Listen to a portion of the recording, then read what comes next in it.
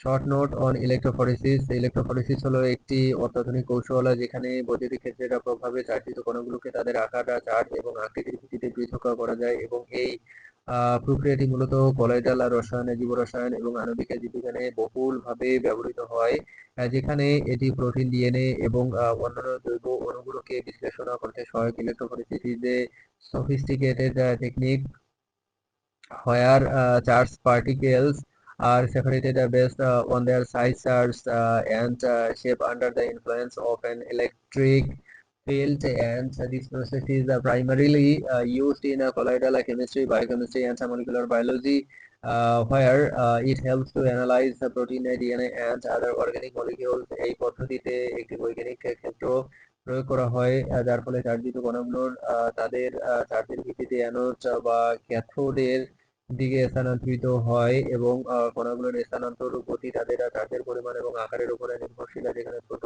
এবং উচ্চ চার্জযুক্ত কণাগুলো দ্রুত স্থানান্তরিত হয়। In this method, the electric field is applied, causing charged particles to migrate toward the anode, positive end, or cathode negative end, based on their charge, and the migration speed of the particles depends on the amount of their charge and size, where smaller and highly charged particles migrate faster. বিভিন্ন প্রকারের electrophoresis কৌশল রয়েছে, যেমন jail electrophoresis, যেখানে কণাগুলোকে একটি jail ম্যাট্রিক্সের মাধ্যমে পৃথক করা হয়, এবং ক্যাপিলারি ইলেকট্রোফরেসিস, যেখানে কণাগুলোকে একটি সরু নলের মাধ্যমে পৃথক করা হয়, যা প্রতিটি কৌশল নির্দিষ্ট প্রকারের অণু এবং অ্যাপ্লিকেশনের জন্য উপযুক্ত।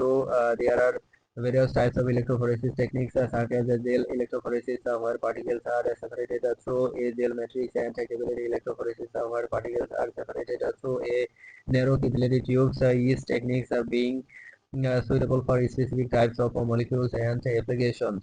বৈশিষ্ট্য: চার্জিত কণার পৃথকীকরণ, separation of charged particles, বৈদ্যুতিক ক্ষেত্রের প্রভাব, influence of electric fields, আকার, চার্জ এবং আকৃতির উপর ভিত্তি, based on size, charge and shape.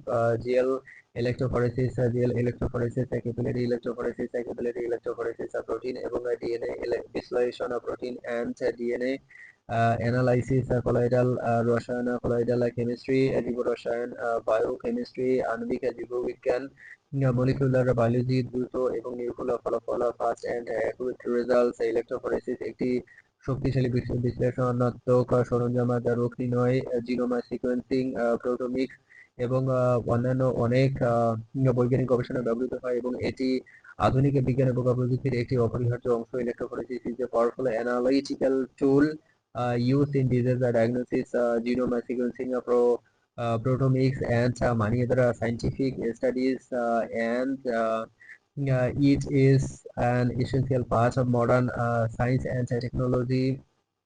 উদাহরণে ডিএনএ ফিঙ্গারপ্রিন্ট এবং রোগ নির্ণয়ের জন্য এই কৌশলটি বহুলভাবে ব্যবহৃত হয়, যেখানে ডিএনএ এবং প্রোটিনের নমুনাগুলোকে পৃথক করে বিশ্লেষণ করা হয়। Example: this techniques is widely used for DNA fingerprint and disease diagnosis, where the DNA and protein samples are separated and analyzed.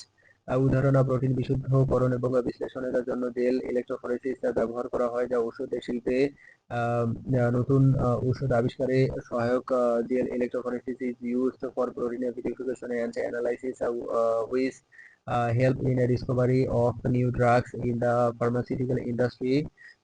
Capillary electrophoresis দ্রুত এবং স্বয়ংক্রিয় বিশ্লেষণ সরবরাহ করে, যা পরিবেশ বিজ্ঞান এবং খাদ্য শিল্পে ব্যবহৃত হয়। Capillary electrophoresis provides a rapid and automated analysis, which is used in environmental science and the food industry.